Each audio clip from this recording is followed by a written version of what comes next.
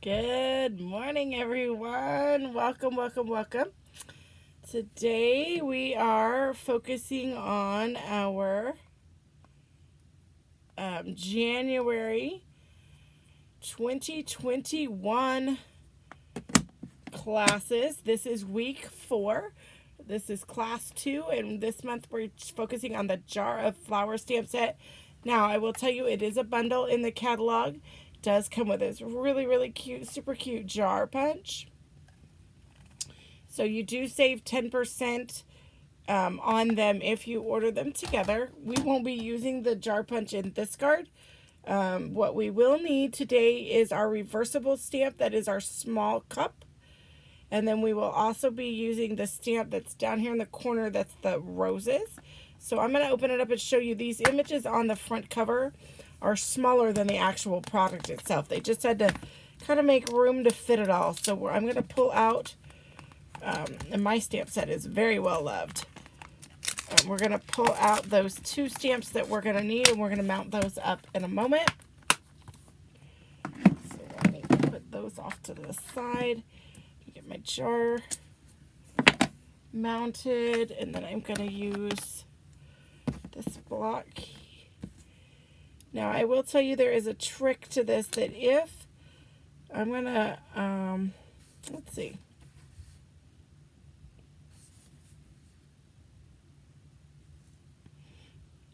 Yeah, I'm going to angle my block. That was the trick. That way it fits on there just perfect. So you'll see, it'll all work out. So here, I know you've been eyeballing this guy. This is the card we're going to be making. So super cute. I do have pieces and parts already cut out. I don't go over measurements here in this video. However, I will go ahead and post a supply list now. All right, there is your supply list. I'm going to have you, while I get my pieces and parts out, go ahead and take a screenshot of that. I'll give you a few seconds. And then, or you can pause it and take a screenshot. And then I'm going to go ahead and now I will post the measurements. So those are the measurements that you will need. Very easy, simple. It requires 1, 2, 3, 4 pieces of paper of different sorts and some ribbon. So not a lot of different supplies themselves or measurements to do this time. So let me figure out what I want to do here. All right, so we'll move over to that. All right, so here's what we've got. These are our pieces and parts.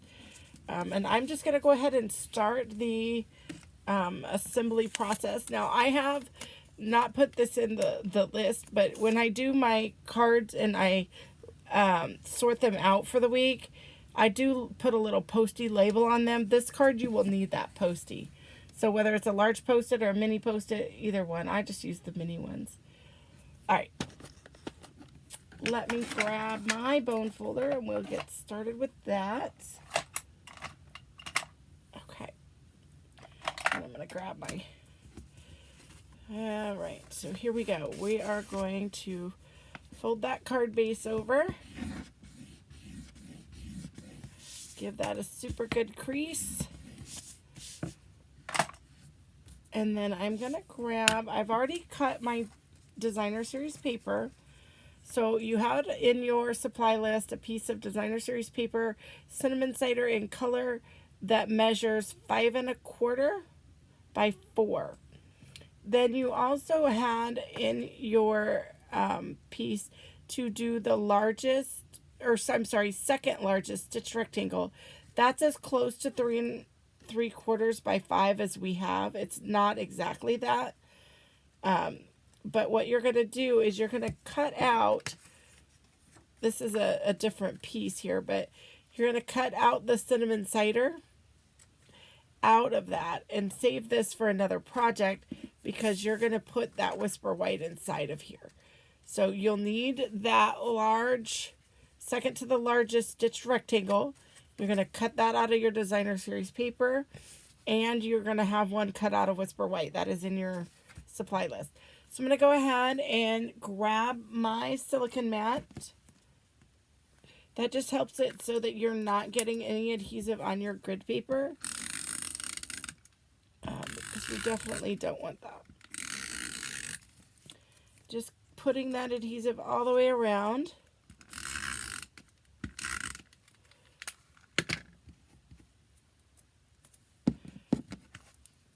And there you go. And then we're going to line this up centered right on our card front. And that's a little trickier than it seems.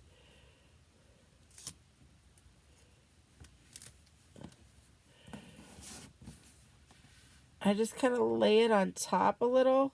I mean, I look at the bottom first and try to line that up. But I don't try to get anything pushed down just yet. I just kind of let it lay. Then, if you let it lay, it'll go naturally into the position. Mine's a little off center, but that's okay. It's not going to hurt anything. Nobody's going to call me and tell me they can't accept my card because it's got a mistake, or, you know, because there are no such thing as this mistake. So I'm going to set this card, actually no. We do have a 5 1/4 by 4 piece of our basic white. We are going to put some adhesive on that, and that's going to go on the inside of our card. Now, I'm not going to stamp anything on the inside of the card for today's video or the envelopes, but I am going to leave that to you. Never send an empty card inside or an empty envelope, blank envelope. Always gussy it up. All right, so now we're going to work on our stitch piece. So I'm going to show you on the back here, it's kind of flat, but you see that stitching poking out. And then on the front here, these edges are kind of a little bit rounded with the stitching poking down.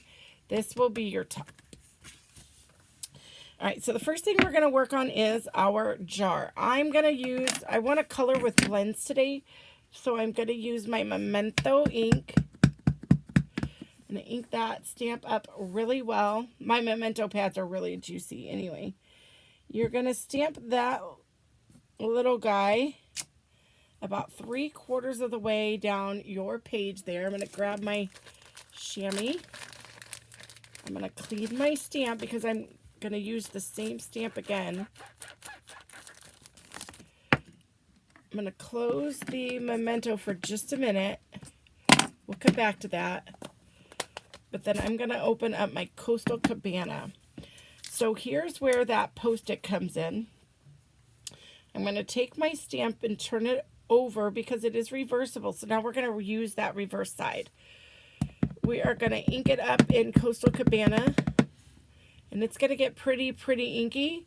We're going to stamp off once right onto that post-it, making sure that the top of the jar is right at the top of that post-it. And then we're going to take that leftover ink, it's called second generation stamping or stamping off, and then we're going to apply that ink, what's left, to our jar. So this is what we get. So we're getting an image that is colored in, but not completely saturated, that it's going to drown out that Memento.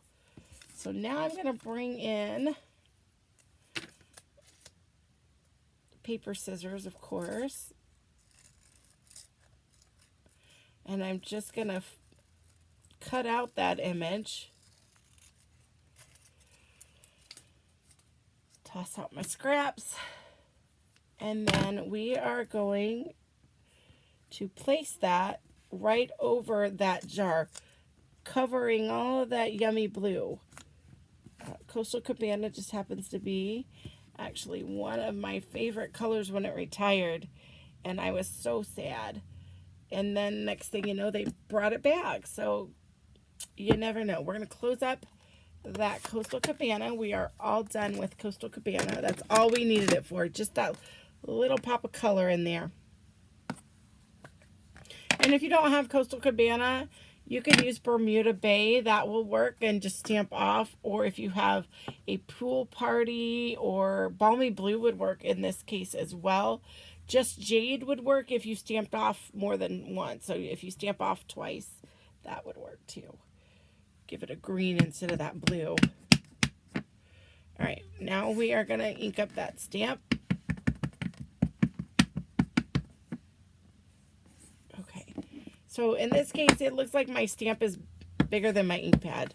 So I'm actually going to turn my stamp over and then bring my ink pad to the stamp, because what was happening is the center of my flowers, they were not getting inked up at all, and I'm not using the Stamparatus this time. So, all right, now we're going to turn this over, and we're going to line the bottom of those flowers up just with the edge of that jar. Give it about 5 seconds for the paper to drink the ink. You always want to leave it for a little bit. All right, perfect. Look at that. That is a bold image. Perfectly crisp. We're going to remove in Magic Reveal here. Remove our release paper. And now our flowers are coming out of the cup, not over the cup. So we can toss that out. Now I'm going to be coloring with blends. So let me see, what colors do I want? I'm just grabbing here. This one's going to be light shaded spruce. Is probably going to be too dark. Let's do light mint macaron. Okay, sure. I just want to color my leaves. I want my colors to be very light in this. I don't want them to be too dark. Let's do a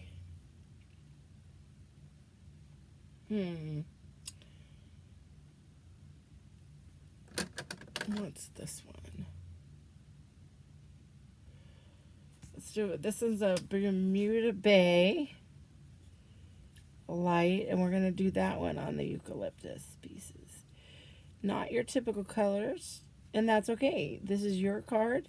You color these pieces whatever you like. I'm going to go ahead while I'm coloring here. I'm going to move this up. I'm going to give you this month's host code. So if you do place an order, you will go to stampinwithfaith.stampinup.net. Now I do these cards on my Thursday night classes. So I teach every week. So if you would like to join my Thursday night class and craft along with me, as well as some new friends, just shoot me a message and let me know. Right now we just have a small bunch, a small group of ladies that we get together every Thursday at 7 p.m. Central Time. And we make these cards. We do that in a virtual setting, so nothing in person. You don't have to worry about that. All right, I've switched now to Purple Posy. This was light, and now I've switched over to the dark. I'm not worried about blending color or anything. I'm just lightly coloring the actual images themselves.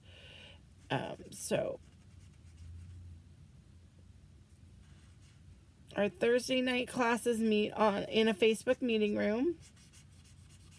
If you don't have Facebook, let me know, and we'll look at offering maybe some Zoom options or something here in the future. I can do Zoom. I've done Zoom for other things, but not for stamping. So if there's interest in us doing it on Zoom, I sure will look into that. I have a Zoom account, so that's not an issue. Now, as you can see, I'm not being particular about coloring. I'm just literally coloring in the whole thing.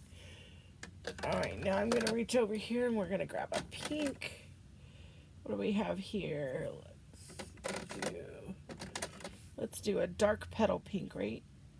Yes. Okay.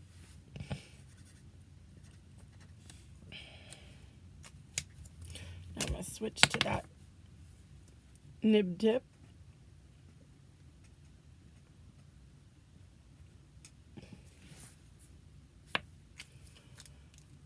All right, there is that. use this. Alright, so here is one thing I'm going to show you. So I have a piece of that color that came out on the side. I'm using my color lifter. So let me take our code off so you can see this. I'm going to try to zoom in just a bit.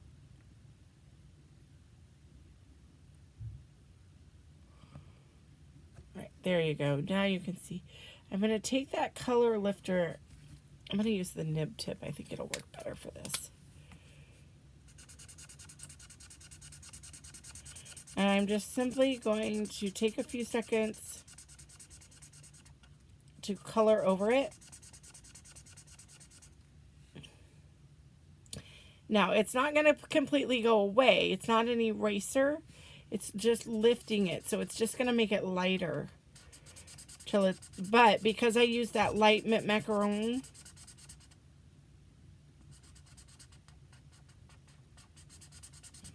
it's going to certainly lighten that up quite a bit. So it's not as dark. Now I also have, if it were a big problem, I do have a Tombow mono sand eraser that I can use as well. That has kind of a really fine, you can see that kind of glisten a little. It's almost like really, really super fine sand paper on one side and then the eraser on the other. So you can lightly sand off some of that color as well. It's not a big deal at this point. I'm going to zoom back out.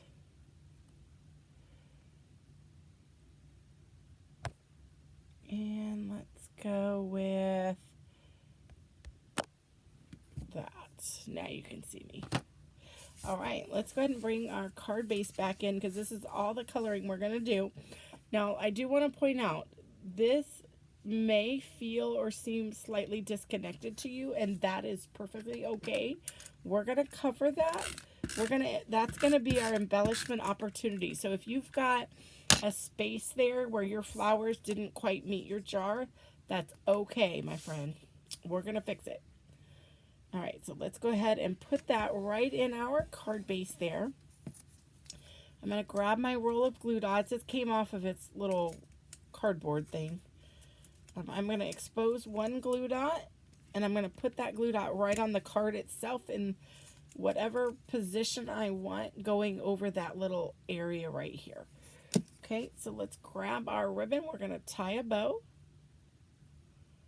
Actually, do I have? Yes. I'm going to do a fork bow. I have enough ribbon here. So for a fork bow, you are going to cross it left in the front, right side in the back, and your right side's going to be a little bit longer than your left. You're going to bring that right side up and bring it through that middle tine right here on your fork. And then pull. Then you're going to bring it up from the back again through that middle tine. And I'm going to set this down for a second. You're going to tighten them, and then you're going to tie them in one knot. Tie that knot.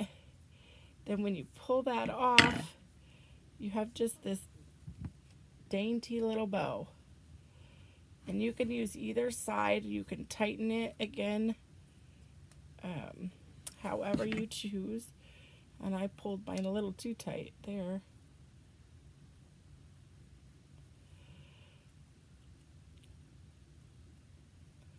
And you can look up other tutorials. If you want me to do a tutorial on the fork bow, let me know, and I'd be happy to do one that's just the fork bow itself. Maybe we can do that on one of our how-to or tips or tricks or something.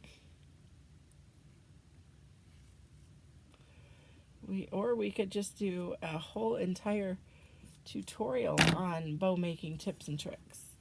Who knows? So now that I've got my bow, I'm just trimming my ends. I don't like the way they look right now, so I'm just going to trim them a little shorter.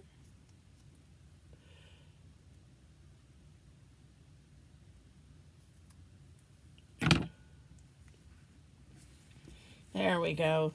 So see, that kind of covers that area. Mine's a little off-centered, and that's perfectly okay. Now, I'm not going to, this stamp set doesn't come with any sentiments. So I'm not going to stamp a sentiment on it. I'm actually going to leave the front of this blank for now, but you do have room down here or up here if you do want some sort of a sentiment. Or you can just put whatever you want, your little saying or greeting on the inside as well. So don't forget, gussy up the insides, gussy up your envelopes. Have a great rest of time doing that. I love doing that. Okay, we have just one more step and we will be finished.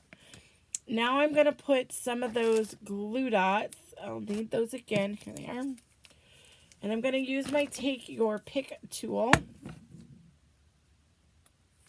Let me clean up my workstation as I go here. And I am going to figure out where my next glue dot is on the roll. I'm going to grab, and I'm only using the green ones. Doesn't matter what size, large or small, doesn't matter. But I'm going to put them on those glue dots. And I'm going to use 5 of them.